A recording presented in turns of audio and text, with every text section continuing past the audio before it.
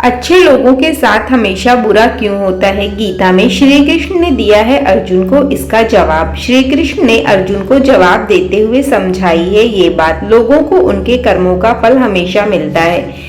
गीता सार, आपने महसूस किया होगा कि जो लोग अच्छे कर्म करते हैं वो परेशान रहते हैं, वहीं जो बुरे कर्म करते हैं वो खुशी से रह रहे होते हैं। अच्छे कर्म करने वाले परेशान होते हैं कि आखिर उन्हें इतनी परीक्षा क्यों देनी पड़ रही है, जबकि जो अधर्म की राह में है वो खुश हैं और जिंदगी का लुत्फ उठा रहे हैं। अगर आपके मन में भी ये सवाल आया है तो आज हम आपको इसका जवाब देंगे।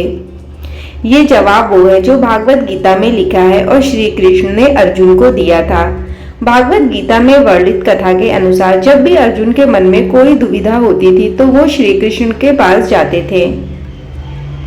एक बार की बात है, अर्जुन ने भगवान श्री कृष्ण के समीप आकर कहा कि वो दुविधा में है और इसका जवाब वो श्री कृष्ण से चाहते हैं।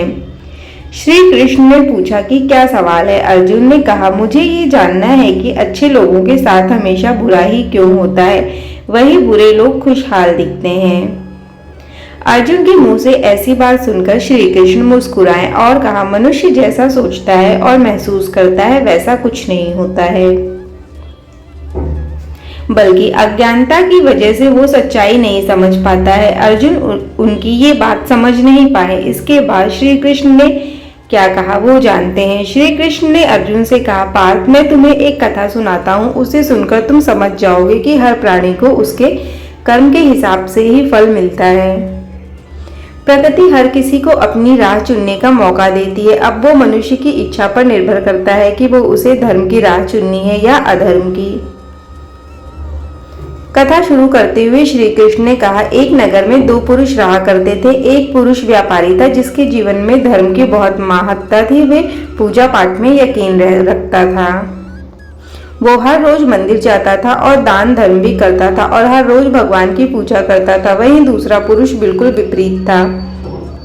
वो हर रोज मंदिर तो जाता था लेकिन पूजा करने नहीं, बल्कि मंदिर के बाहर से जूते चप्पल चुराने। उसे दान और धर्म से कोई लेना देना नहीं था।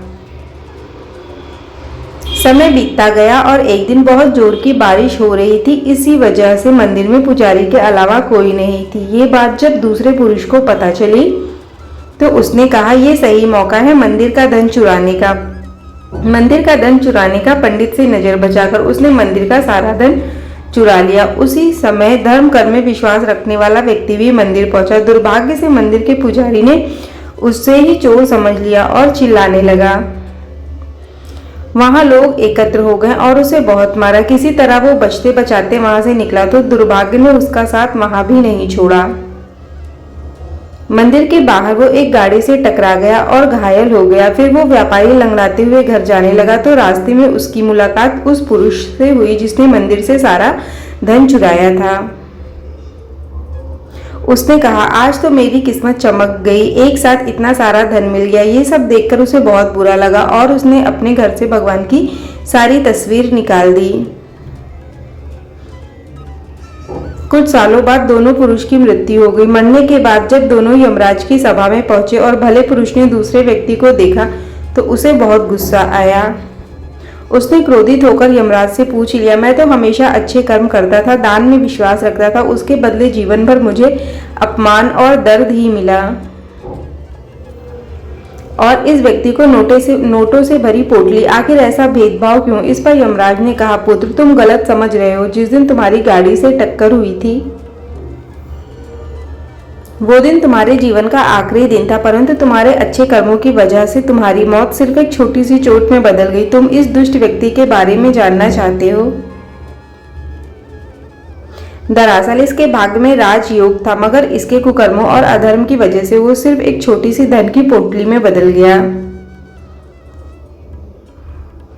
कथा सुनाने के बाद श्री कृष्ण ने अर्जुन से कहते हैं, पार्थ, क्या अब तुम्हें तुम्हारे सवाल का जवाब मिल गया? ऐसा सोचना कि भगवान तुम्हारे कर्मों को नजरअंदाज कर रहे हैं यह बिल्कुल भी सत्य नहीं है।